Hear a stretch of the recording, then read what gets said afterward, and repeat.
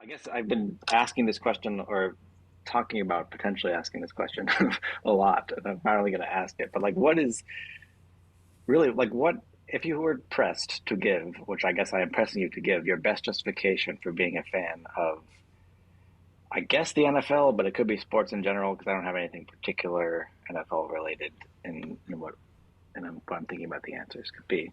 Um, like, what's the best justification you can give for being a fan of a sports team?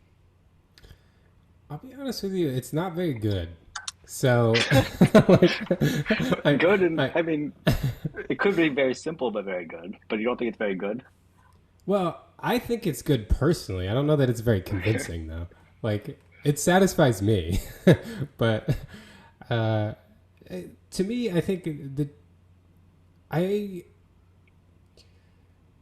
at least for me personally, there are not very many things that bring me like a high level of emotional gratification in life. You know, it's basically my relationships with people and it's sports. Um, and I don't have that many relationships with that many people, so a lot of sports. Uh, um, and I think the kind of it provides a language for conversation among sports fans that there's a relatability with people which maybe some people would. To be honest, like I'm not a small talk person. So when I don't know someone, if I can't talk about sports, I don't really have anything to talk about. So it provides that like a general like common language to talk about things with people to make connections. And I think that same idea is there in like when you go to a game that it's the only time I enjoy experiencing things with strangers, that I will enjoy talking to strangers, that you kind of get along and have a common goal with people with different political views, people with different it is a uniter in a way. And it is something that like you go through and you remember in ways that I think are not the same for me in like other areas of life, at least day to day. Obviously, like big moments with like family and stuff are different, but like day to day life, I think the things that you really remember are the things that are very emotionally impactful, and I think that to me is sports. And I will end with the kind of Bill Burr argument for watching sports is like the reason why he says that men like sports and women don't as much is because men are able to just turn their brain off and just be dumb. And I feel like that's what I am when I watch sports. I'm just dumb. Like I just don't think about anything in life. All my problems go away and I'm just invested in these people playing this game in some remote location. Yeah. So that's cool. So you tied it to two things that I wanted to ask about, and I guess one of them is uh, right when you're watching. I mean, what's particular, and maybe you've already answered this question, but like what's particularly like odd about it, I think to me is that you are somehow, for some reason, investing so much of your emotional life into what happens to people that you will never meet, will never talk to, will never have a relationship with, that you probably don't. Well, I mean, this is part of the question. I think we've raised a couple of times, like, do you know them or not? But you don't know them entirely, certainly. Uh, so, like, what's the point, right? Like, why, given that, would And uh, I would would you add do one that? more thing. I would add one more thing is that they make money off of you. Like they make a lot of money off of you liking them and you don't make anything from it. Yeah, but like maybe your response is that's exactly the point, right? Like that I don't have any sort of nothing serious is at stake in my investment in them, and that's partly why it's enjoyable, essentially, right? Is that Yeah. is that right? Yeah. No, I think that and it's like it's I feel like it's kind of like reading a novel. You get immersed in a world, I was you're gonna interested in analogize this. Yeah, something, and like suddenly you're all in this world, and all the rules of this world apply, and all the the what happens, the storyline applies. I feel like watching sports is like that. Like you get immersed in Mhm. this world, and all that matters while you're immersed is what's happening in this world, and that's nice. It's a nice escape. Yeah. It's like reading. I think that's right. It's like reading particular kinds of fiction, right? like Lord of the Rings or Harry Potter. Well, I don't know. You want a kind of fiction where you don't have as much about like their personal thoughts or stream of consciousness, right? Because you don't really have those for the players. Hmm. But if you can get invested in that kind of fiction, then you can probably like it's not that dissimilar, right? I think that's right. Um, uh, well, that's cool.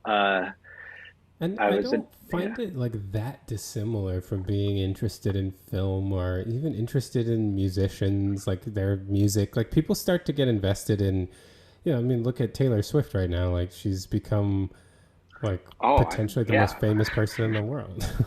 But I forgot to mention. So I think there are. I saw Taylor Swift perform in Stockholm. I was Oh, not intending to see her.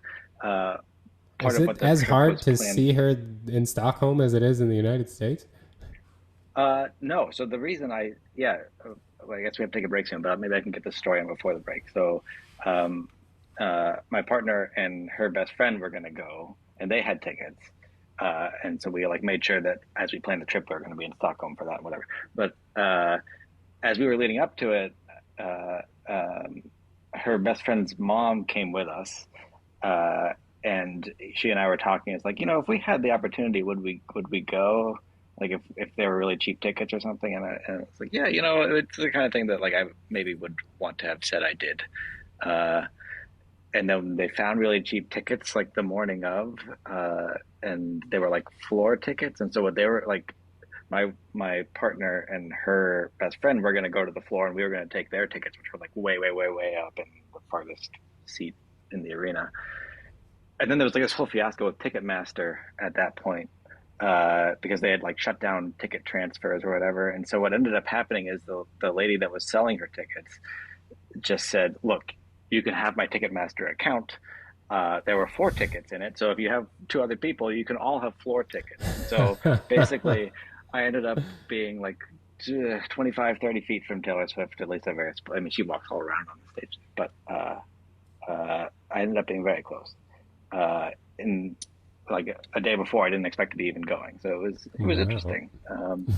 I think there are like objective criteria according to which I'm like a diehard Taylor Swift fan at this point, given that I've worn a Taylor Swift sweatshirt to a Chiefs Patriots game, and now I've gone to a Eras Tour performance in Stockholm, and I've also seen the Eras Tour video, like the movie or whatever that was released last year. Um, but I wouldn't say that I am a diehard Taylor Swift fan. Uh, that's a question that I don't really uh, know how to answer. But anyway, according objectively, I guess I'm a diehard fan at this point. Um, uh, so sorry to totally derailed the conversation there, but did feel like I should mention that. Can't hide it. Well, I'm gonna have to follow up on this after the break. All right, sounds good. I guess we'll be back in a bit. Oh yeah, so I had just hijacked the conversation and talked about seeing Taylor Swift in Stockholm. Well, so I was gonna push back on the idea that objectively you're a Taylor Swift fan, just because I feel like the only one of those things that I would say in today's day and age is objectively a measure is probably wearing the Taylor Swift shirt to a football game. But I feel like enough of the world has gone to an Eras Tour concert and watched the video that I don't know if those count as like objective measures for being a Taylor Swift fan anymore. I feel like that's just like being like 20% of the population. Yeah, maybe that's right. Maybe this is like exactly the amount of Taylor Swiftness you would expect a guy like me to have in his life, given that my partner is a Taylor Swift fan and I Yeah. And like living in like some of America, it. that's like a big that's got to like narrow it down a lot. Like just living in this country, being in like a certain demographic bracket, like being an academic, being not blue collar. Like I feel like all these Yeah, things kind of narrow the suddenly when you take the bucket of people that you fall into, there's probably a high percentage of them compared to the general population of the world that has been to a Taylor Swift concert. well, I'm glad that from that perspective, I'm not like a diehard. I don't feel like I'm a diehard, but I start to wonder. uh, I do like, yeah, I like some of her stuff, and some of it there are some I think she has some really good songs, and I think a lot of them are not bad to listen to. That's my official take. Um, but okay, so I wanted to follow up back on the question of like why you like being a football fan, or why like part of what makes it fun, right, is that none of it matters, right? You can just be kind of dumb while you're watching it, if I'm getting you right. Doesn't that just like push you? Like I think I've raised the question maybe once or twice here, where it's like why try to even be objective about your football fandom? Like why like when you're gauging whether the team deserved that call or not, like that whether that was a good call against the Chiefs, and like if what's great about it is that you can just sort of be dumb while watching it and sort of just like not be uh, not worry. I'm sorry, my dog is pouting right in front of me. If you can be like not sort of worrying about all the normal things that you would normally be worrying about, right? Why not just sort of also stop worrying about trying to be objective, right? Like just go full partisan, as it were. But I think that it's almost like when you get too far into it, it almost makes it worse. Like I think if you go full partisan, from my experience at least, the full partisan people seem to be a lot more mad than I am, and I don't want being to be mad all the time as a football fan. Part of my enjoyment, you definitely want to get like lost in this world and forget your life's problems, but you don't want to create a whole new set of problems in this world too. Like, I want to live on that balance where like this world is a fun place to be, and I think part of that is like maintaining a level of understanding that like it's not that serious, and because I think unfortunately within football we do the same thing that we do in society at large, where there's just everyone's looking for a reason to be mad, and everyone's looking for a reason to argue why they were treated unfairly, and I think it just leads to unhappiness. So that's part of the reason why I want to maintain as even a keel as I'm capable of maintaining within the sports world. Okay, that's I guess that's fair. I'm not sold that that that there couldn't be a sort of reasonable approach to fandom that sort of unabashedly became totally unobjective uh, during those moments. Um, But it does make it hard, because going back to like one of the things being like having a common language with other people. If you're too partisan, you lose that advantage because you can't talk realistically with fans of other teams, because if you're so partisan, you're never going to agree on anything. yeah, you got to be able to like I guess turn it off and turn it on, and that maybe is like you turn it on during the game or something like that, and then you turn it off when you're talking with it. I don't know exactly, but it also might make it like you might relate more to other Chiefs fans at that time if That's you're true. incredibly partisan. I don't know. Um, okay, cool. Well, I feel like you've given me a nice justification here for being a football fan, and that's um, yeah. I got to think more about it, but uh, And I different than think I that expected. I think that like applies to passions and things in general. Like life is short. Enjoy yourself. If you find something that's fun, like it doesn't have to be important. Just if it's fun and you enjoy it and it's not like causing an overall negative to your life, like, addictive things, like then enjoy it. Yeah, I think I mean like that's one justification, right? It's just like, well, it's fun, right? So Hmm. that's the end of it, right? And I think that's like perfectly reasonable, right? Like there's nothing wrong with just saying, just giving that that being the end of it, essentially, right? So so maybe when I look for a justification, I like over intellectualize it too much, and I like look for it's like, oh, well, like, somehow in being a fan, I like get to know the people or something like that. Yeah, maybe it's just fun. Maybe that's all that it is, and that's plenty justification enough, right?